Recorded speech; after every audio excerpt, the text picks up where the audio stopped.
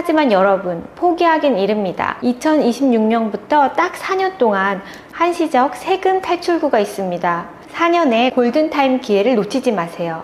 이 제도는 항상 있는 것이 아니라 정부가 2026년부터 2029년까지 배당금을 지급하는 것에 대해서 운영하는 한시적 특례입니다.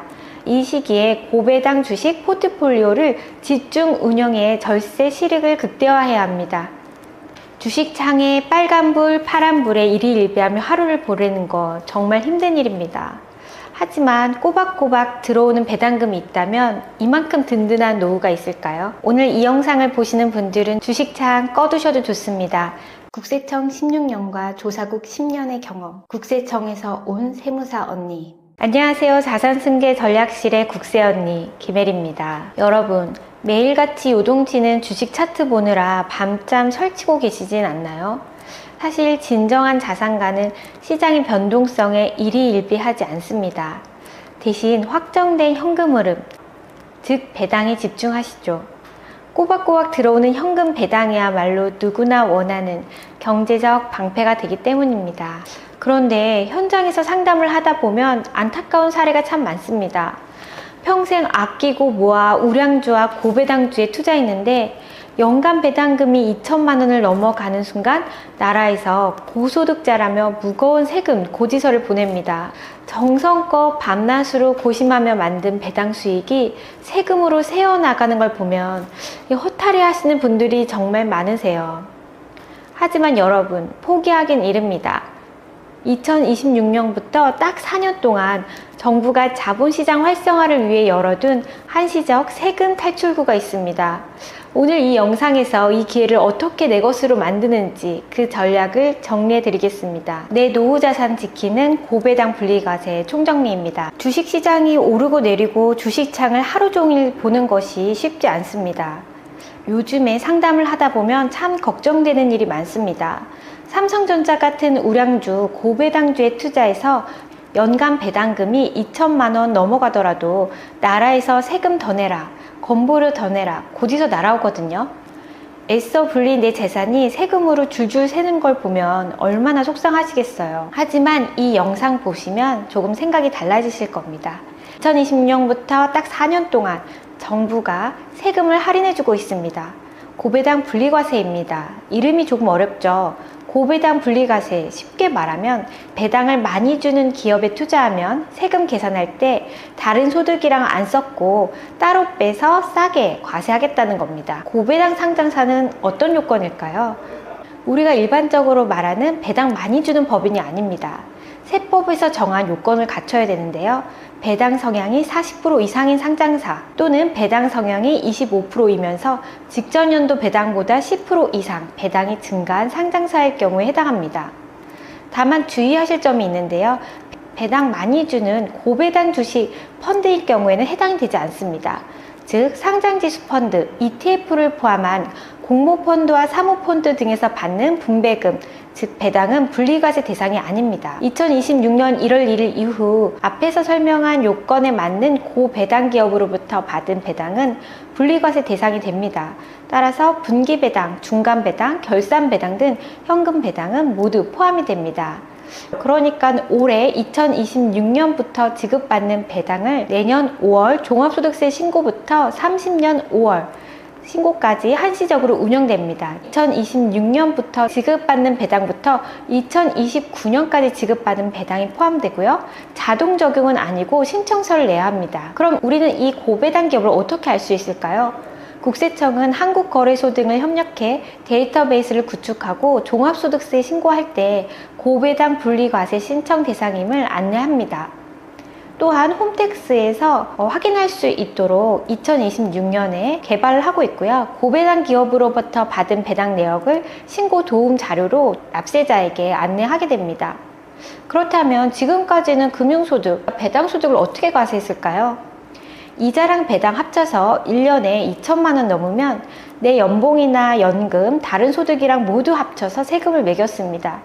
소득이 많을수록 세율이 껑충 뛰는 누진세라 무서웠죠. 최고 49.5% 세율을 적용했거든요.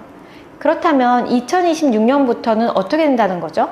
2026년부터는요, 나라에서 지정한 고배당 기업에서 받은 배당금은 2천만 원 계산해서 아예 제외하고 계산을 합니다. 그렇다면 세율은 어떻게 될까요?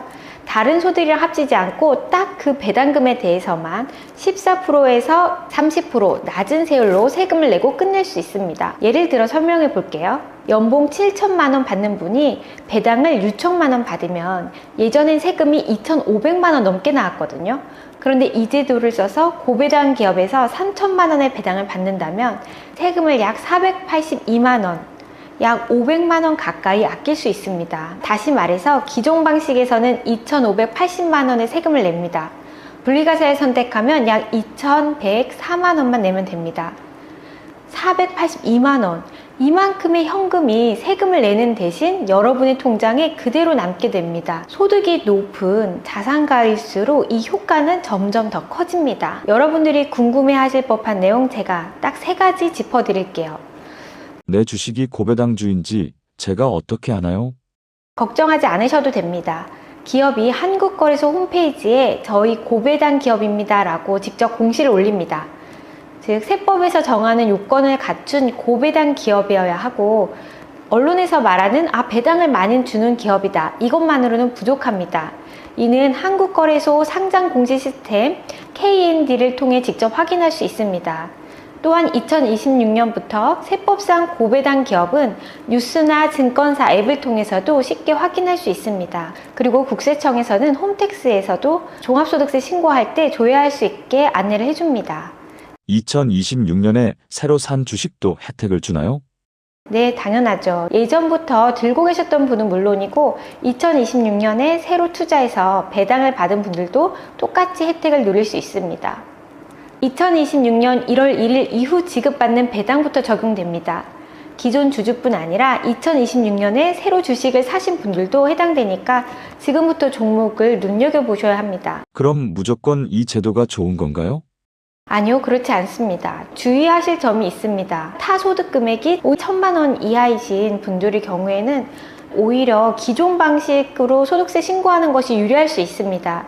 기존 방식은 종합소득세 합산해서 신고하는 방식입니다. 그래서 종합소득세 과세하는 것이 유리한지 분리과세가 유리한지 비교해 보셔야 합니다. 소득 상황에 따른 선택적 적용이 필요합니다. 다른 소득이 1,400만 원 이하로 종합소득세율 6%를 적용하시는 분들은 오히려 종합과세가 유리할 수 있습니다. 자, 그렇다면 3가지 전략을 알려드립니다. 전략 1. 4년의 기회를 놓치지 마세요. 이 제도는 2026년부터 2029년까지 한시적으로 하는 제도입니다. 이때 배당주 비중을 잘 조절해서 절세 효과를 톡톡히 보셔야 합니다. 전략 2. 고배당 공시기업 위주로 자산 구조를 재편성하세요. 소득 상황에 따른 선택적 적용이 필요합니다. 고배당 공시를 확인하고 투자하세요. 무늬만 고배당주가 아니라 세법적으로 인정받은 고배당 기업인지 상장 공시 시스템을 통해 확인하는 습관을 들이셔야 합니다.